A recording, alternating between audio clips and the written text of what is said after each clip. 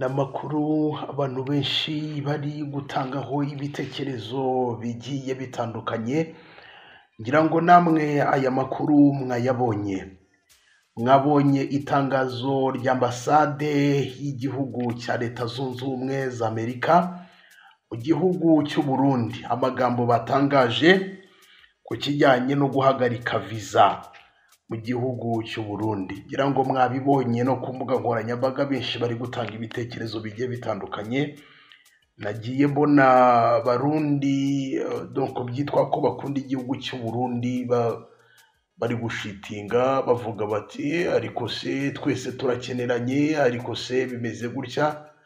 Ngira ngo namwe mwagiye mubibona ku mbuga nkoranyambaga, ariko abandi bakavuga bati nyamaze ibintu bariho baraturega n'igisebo gikomeye cyane. Ngira ngo namwe mwagiye mubona ibitekerezo bigiye bitandukanye.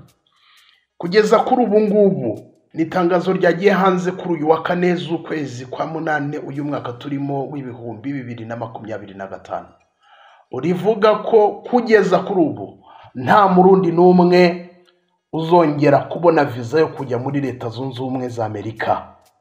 Bavuze ko mu by'ukuri kwinjira kuri ubu ngubu muri Amerika uri umurundi ukava mu gihugu cy'u Burundi ukabona visa, byumvikana neza ko ambasade ya Leta Zunze Ubumwe za Amerika mu Burundi ntabwo iri gutanga visa. Kuri ubu ngubu babaye babihagaritse, ntabwo byakunda.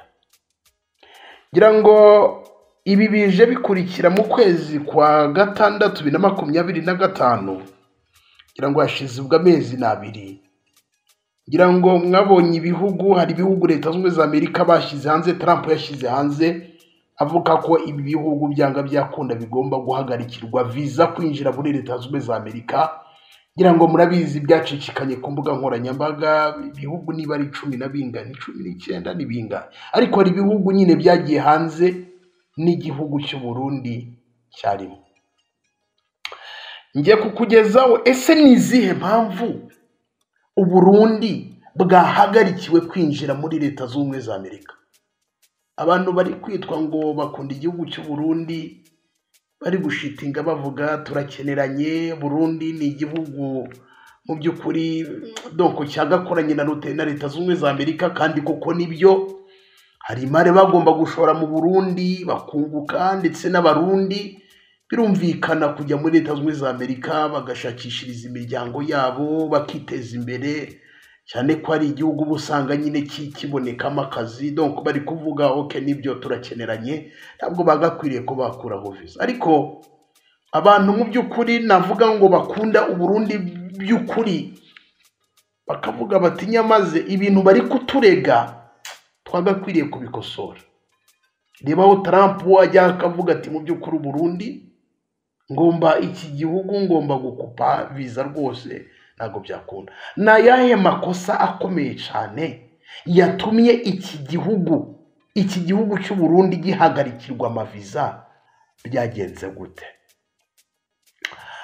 Ngira ngo uko byagenze, hari abarundi bajyaga muri Leta Zunze Ubumwe za Amerika. Murabizi ko nyine kugira uhabwe visa hari amadokima nyine atandukanye ugomba kuzuza, ndetse n'impamvu ikujyanye muri Leta Zunze Ubumwe za Amerika. Buri kimwe cyose nyine ngira ngo abantu mukoresha amaviza murabizi impapuro nyine bemerera kuba mu gihugu runaka, biro murabizi. Izo mpapuro rero byageragaho abavuye mu Burundi bazisinya bakagera muri Leta Zunze Ubumwe za Amerika, bikemera bakageraho nta kibazo, ndetse n'ibyo batanze muri visa ko bagiye gukora bakabikora nta kibazo. Singiye kuvuga ko abarundi benshi bagiye babona amaviza ari babi cyangwa se bagiye babanira nabi Leta Zunze Ubumwe za Amerika. Oya, hari abarundi beza. Ni nabyo ambasade ya Leta Zunze Ubumwe za Amerika yashyize mu itangazo bashyize hanze bavuga bati mu by'ukuri imyitwarire mibi y'umwe ishobora gutuma igihugu cyose kibura amahirwe. Ngira ngo iryo tangazo ndibuze kuza kuba nagira gute nari kugezaho. Ariko hakaba abarundi bageze muri Leta Zunze Ubumwe za Amerika bakishora mu byaha bigiye bitandukanye. Ubwo singiye kurondora ngo ibyaha bagiye bishoramo ngo bimeze gute. Nyine ngira ngo ubundi ubundi ujya iburyasazi niba ngo azimira bimeze sinzi umugani baca ubundi niba uvuye mu gihugu cyawe ukagera mu kindi amategeko y'icyo gihugu niyo uba ugomba gukurikiza. Ni ukuvuga ngo amategeko ntabwo aba ari personal ahubwo ni national. Ntabwo ari ugomba kwiproklama cyangwa se ngo wiprograme ngo ngewe ngo nyamaze ngo gutya na gutya ngo amategeko. Oya, ugomba gukurikiza amategeko ya Leta Zunze Ubumwe za Amerika uko ari. Ni ukuvuga ngo iyo uguye mu ikosa biba ikibazo gikomeye cyane. Hari abarundi bamwe na bamwe bakoze ku gihugu cy'u Burundi bagiye bakora amakosa agiye atandukanye, bakisanga mu byaha, bakajya mu nkiko bakaburana. Murabizi haba hari shuba bitewe n'igihugu amategeko gifite. Hari igihe bagufunga, hari n'igihe bategeka gutanga amafaranga cyane ari kibanza bibi uri umunyagihugu simbizi, ariko hari amategeko ya Leta Zunze za Amerika bisaba ngo utange amafaranga bitewe n'icyaha wakoze. Bakakubwira tanga tuvuge niba ari ibihumbi wenda nka 50 by'idolari kugira ngo urekurwe, ugasanga nyine abamo ikintu cyitwa amafaranga. Hari abarundi bagiye bajya mu nkiko bakabura n'abaguye mu byaha bigiye bitandukanye, ariko murabizi ko hari naho Leta Zunze Ubumwe za Amerika bavuga ngo niba utari umunyamerika ugomba kwirukanwa ku butaka bwa Leta Zunze Ubumwe za Amerika, icyo bakunze kwita deport, kuba deported, ukoherezwa iwanyu igihugu waturutsemo. Niba utaravukiye nyine ku butaka bwa Leta Zunze Ubumwe za Amerika nyine ntabwo aba ari iwanyu, bakavuga tugomba kukudeportinga. Urukiko rukemeza ko umuntu agomba gusubizwa iwabo.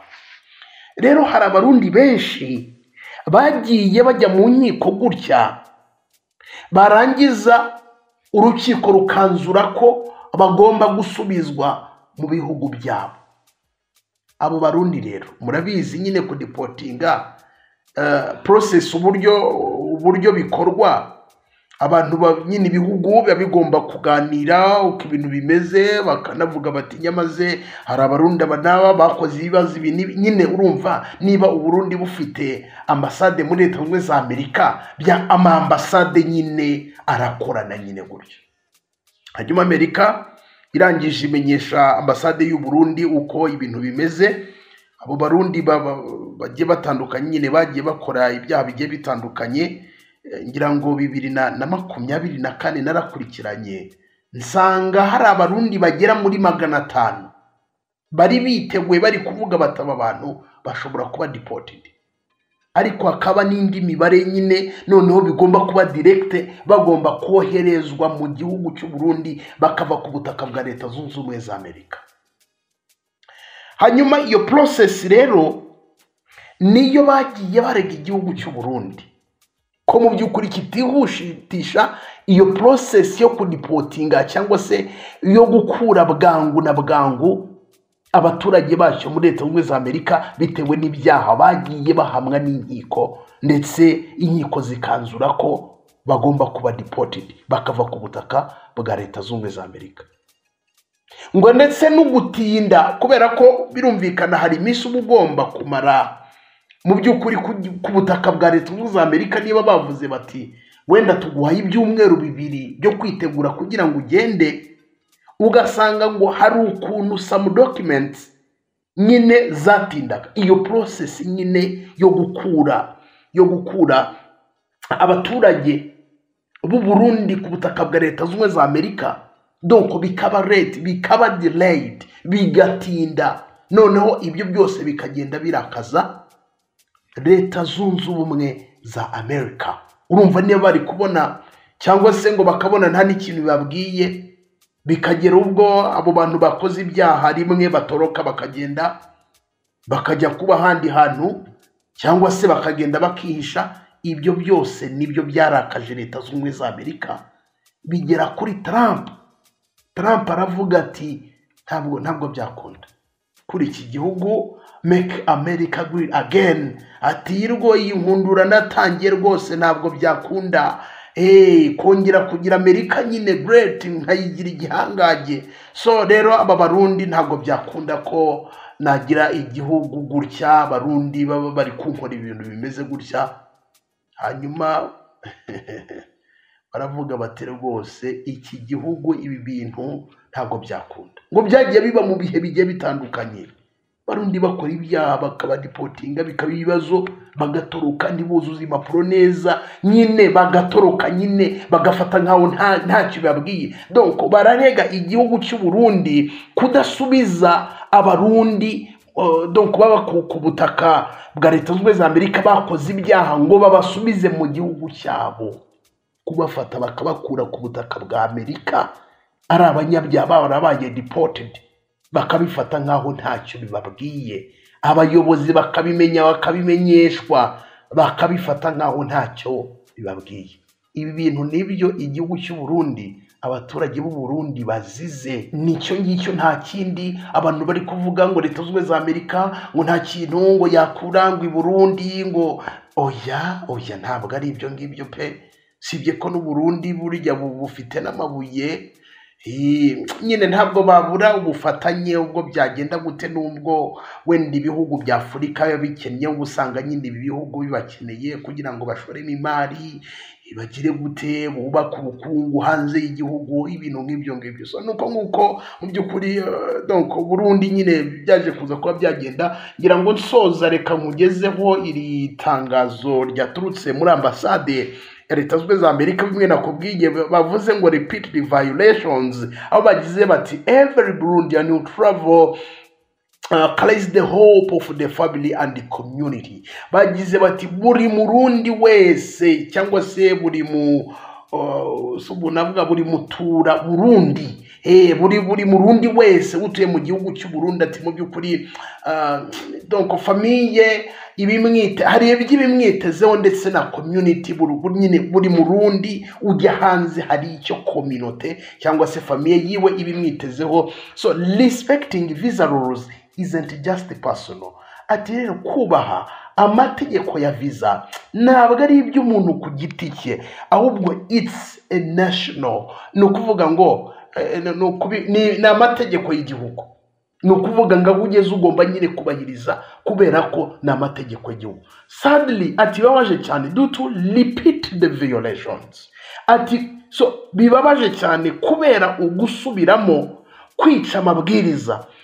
US visa for Burundians are temporary bans. Ati rero mu by'ukuri visa z'u Burundi zo kujya muri Leta Zunze za Amerika kuri ubu ngubu bibagiye bihagaritswe. Let us uphold the rules because one person's action. Ati mureke twubahiriza amategeko kubera ko one person's action can close doors. Ati mu by'ukuri ibikorwa by'umuntu cyangwa se uku kutubahiriza aya mategeko gutya ugasanga umuntu abikoze ku giti cye bishobora gufunga imiryango y'igihugu cyose, ugasanga umuntu umwe akoze ku gihugu cyose. So together we must protect future opportunity for all. Ati dufatanije, ati rwose tugomba kurinda opportunities, like opportunities mbuzi ijambo ry'ikinyarwanda for all, kunyine ama opportunity, reka turinde ama opportunity kubera ko nk'umuntu nyine cyangwa se abantu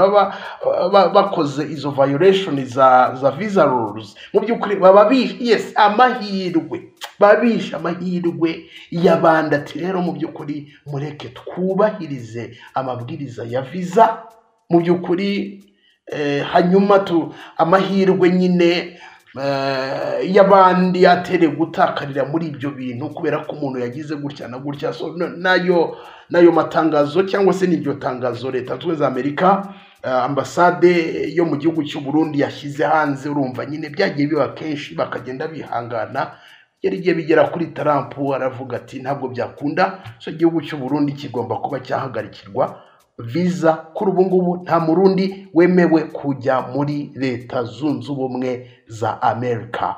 Wenda bashobora kuzabikosora ugasanga, ariko murabizi politike bishobora no kuzafata imyaka cyangwa se n'ibihugu bigakorana, nk'uko umuyobozi wara mu gihugu cy'u Burundi ni umushikiranganje Albert Shingiro, aho uyu mushikiranganje yaherutse gusaba abarundi avuga ati mu by'ukuri abantu bisuzume bubahiriza amategeko ya Leta Zunze za Amerika ndetse n'i Burayi. Ati rwose kubera ko ibi bintu nyine byo kuvayoletinga ayo mategeko bigira ingaruka zikomeye cyane. Ati rero inyifato nk'iyo ngiyo ikituma n'abasigaye nyuma boroherwa kuja muri ibyo bihugu. Ubwo ko ni ukugira gute? Ni ukubahiriza amabwiriza agiye atandukanye y'ibihugu mpuzamahanga. Uwo ni umushikiranganji Albert Shingiro, aho mu by'ukuri yagarukaga kuri iki cyo kuba Trump yarateguje ko igihugu cy'u Burundi kigomba gufungirwa visa. Nuko nguko bimeze. Ndabakunda, nitwa Shadu, iyi ni Shadu 250 TV. Niba utarakanda subscribe ubikore, tujye tubana 5 kuri 5.